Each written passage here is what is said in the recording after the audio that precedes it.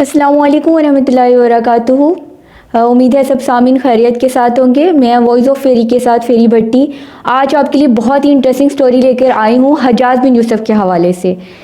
حجاز بن یوسف کے نام سے کون واقف نہیں ہوگا؟ وہ ایک ایسی شخص تھے کہ اگر کوئی بھی باغی ان کو ملتا تھا یا کہیں بھی بغاوت ہوتی تھی تو وہ ایسا کرتے تھے کہ کسی بھی باغی کے ہاتھ لگنے پر اس کے مرڈر کا حکم دیتے تھے یا خود اس کا قتل کر دیا کرتے تھے۔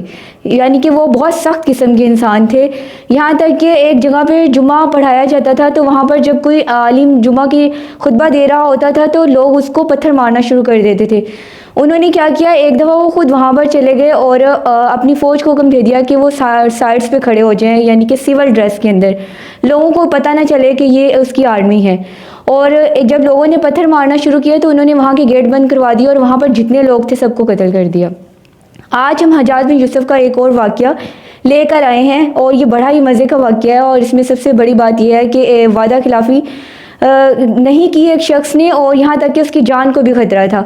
تو کہانی کا آغاز کرتے ہیں۔ ایک دفعہ کا ذکر تھا کہ حجاز بن یوسف نے باغی گروپ کو پکڑا اور ہمیشہ کی طرح یہ حکم دیا کہ ان سب کو قتل کر دیا جائے۔ اب ہوا یہ کہ جو ان کی آرمی تھی یا جو ان کی فوج تھی یا جو انہوں نے آدمی رکھے ہوئے تھے وہ لوگ اس کو قتل کر رہے تھے، جتنا بھی گروپ تھا۔ جب ایک شخص باقی رہ گیا تو اذان کی آواز سنائی دینے لگی۔ حجاز بن یوسف نے ان کو آرڈر دیا کہ آپ مرڈر کو ختم کر دیں، پہلے نماز ہوگی اور ایسا کرتے ہیں کہ اس کا قتل جو ہے وہ صبح کریں گے۔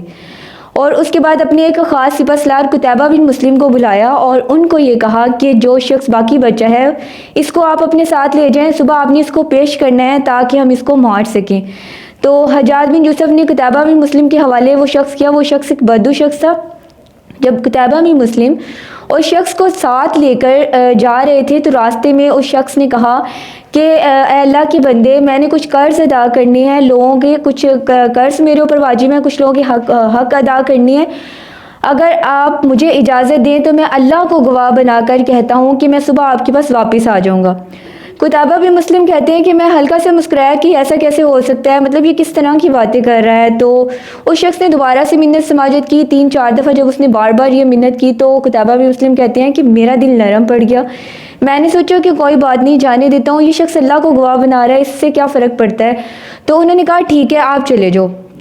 اب وہ شخص نے جیسے یہ بات سنی کہ مجھے جانے کی اجازت مل گئی، اس نے وہیں سے دوڑ لگائی اور غائب ہو گیا۔ اب ہوا یہ کہ قتیبہ بن مسلم نے اجازت تو دے دی، ان کو رحم آ گیا، لیکن جب وہ چلا گیا تو تب ان کو ہوش آیا کہ اب یہ چلا گیا ہے، یہ واپس نہیں آیا تو کیا بنے گا۔ اور صبح حجاز بن یوسف کے سامنے اگر میں نے اس کو پیش نہیں کیا تو حجاز بن یوسف تو میرا قتل کر دیں گے اور میں اس کے علاوہ کوئی اور چارہ بھی نہیں باقی بچے گا۔ تو وہ بہت زیادہ پریشان ہوئے۔ وہ کہتے ہیں کہ میں نے رات کانٹوں پہ گزاری، اٹس مین کہ وہ لانگ نائٹ ان کے لیے بہت زیادہ لانگسٹ ہو گئی، اور یہاں تک کہ انہوں نے بہت زیادہ تکلیف سے وہ رات گزاری اور پریشان بھی ہوئے کہ اب کیا ہوگا۔ صبح دروازہ نوک ہونے کی جب آواز آئی، انہوں نے دروازے کو کھولا تو سامنے حیرانگی والی بات یہ تھی کہ وہی بدو شخص کھڑا ہوا تھا۔ اب ہمارے جیسے کہ آج کل پاکستان میں جو ہے نا تھوڑا سا ایمان کی کمزوری کا یہ عالم ہے کہ اس طرح کا کوئی چانس ملتا تو کسی نے واپس لوٹ کے نہیں آنا تھا۔ یہاں پر ہمارے ایمان کا عالم یہ ہے کہ اگر ہمیں ذرا سا بھی چانس ملتا ہے نا، ہم حلال حرام کو بھی نہیں دیکھتے، یہاں تک کہ پیسے کی کمائی کے لیے یا دھوکے دہی سے بھی باز نہیں آتے۔ یہاں پر ایک چھوٹی سی اپنی مثال میں دینا چاہوں گی، یہ کوئی ریاکاری نہیں ہے، ایک لیسن کے طور پر، جیسے کہ بینک کی جاب حلال نہیں ہے، مجھے خود بینک کی جاب آفر ہوئی تھی تو میں نے اس کو اس وجہ سے قبول نہیں کیا کہ یہ حرام کمائی ہے، اور حرام کمائی کبھی بھی برکت کا باعث نہیں ہوتی، چاہے وہ جتنوں میں بھی ہو۔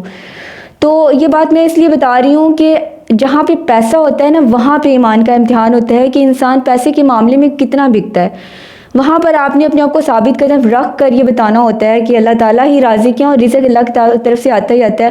یہ نہیں ہوتا کہ آپ ایک جاب چھوڑ رہے ہیں حرام سمجھ کے تو آپ کو اللہ تعالیٰ بدلے میں کچھ دیں گے نہیں، اللہ تعالیٰ اس سے بہتر چیز آپ کو دے دیتے ہیں۔ تو حجاز بن یوسف کا جو قیدی تھا وہ واپس آ گیا تو وہ قتیبہ بن مسلم کہتے ہیں کہ میری جان میں جان ہے، اور ساتھ میں حیرانگی بھی ہوئی کہ اس شخص کے پاس ایک ٹائم تھا بھاگنے کا اور یہ بھاگا نہیں، واپس آ گیا۔ تو اس کو کہتے ہیں کہ آپ نے بھاگنے کا نہیں سوچا؟ تو وہ آگے سے وہ بدو شخص بولا کہ میں نے اللہ رب العزت کو گواہ بنایا تھا اور میں اللہ رب العزت کی زمین پہ پھر رہا تھا، تو یہ کیسے ہو سکتا تھا کہ میں جس کے سرزمین پہ پھرنے والا شخص ہوں اسی رب سے بغاوت کر دوں، تو اس وجہ سے میں واپس لوٹ کر آ گیا ہوں۔ کتابہ بن مسلم نے اس کو ساتھ لیا اور حجاج بن یوسف کے پاس لے کر چلے گئے۔ حجاج بن یوسف کے دربار میں حاضر سے پہلے انہوں نے اس کو جان بوجھ کر باہر دربان کے پاس کھڑا کر دیا اور خود حجاج بن یوسف کے پاس چلے گئے۔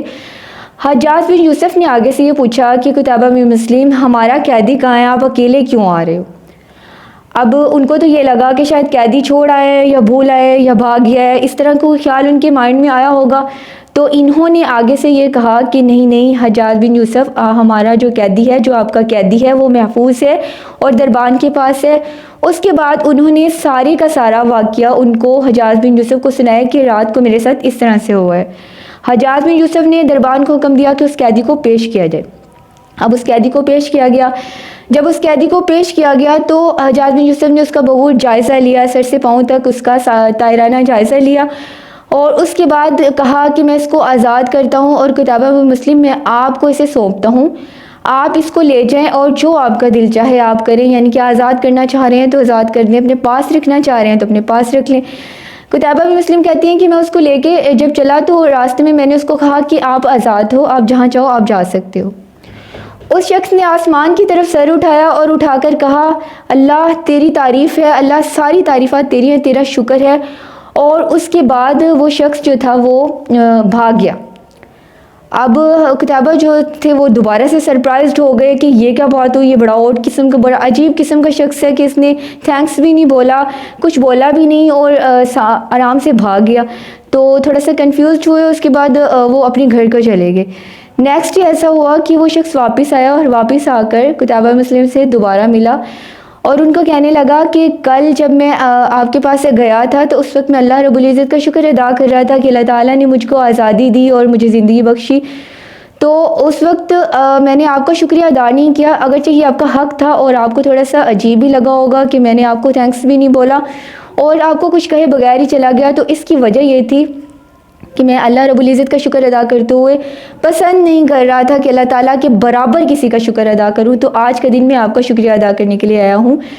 کچھ لوگ توحید میں اتنے پکے ہوا کرتے تھے کہ وہ اللہ تعالیٰ کے ساتھ تھینکس بولنا بھی کسی کا پسند نہیں کرتے تھے، اور آج شرک اتنا عام ہو چکا ہے کہ ولیوں کو نبیوں کے برابر کھڑا کر دیا گیا ہے اور نبیوں کا درجہ تک ولیوں سے گھٹا دیا گیا ہے۔ اور بات کو سمجھنے کے بجائے ضد کا ایک عالم ہوتا ہے۔ اگر ہمیں نبی پاک صلی اللہ علیہ وسلم سے یا اللہ سے محبت ہے تو ہمیں دل کھول کر یہ بات سوچنی چاہیے کہ توحید ایسی ہونی چاہیے کہ اللہ تعالیٰ کے ساتھ کسی کو شریک نہ ٹھہرائیں اور نبی صلی اللہ علیہ وسلم کے ساتھ بدعت نہ کریں، تاکہ ہم باوفا مسلمان ہو کر اللہ تعالیٰ کے سامنے پیش ہو کے اور حضور صلی اللہ علیہ وسلم کی امتی ہونے کا حق ادا کر سکیں۔ آپ کو یہ کہانی کیسی لگی؟ اگر اچھی لگی ہے تو آپ نے اس کو آگے بھی شیئر کرنا ہے۔ وآخر دعوانا الحمدللہ رب العالمین۔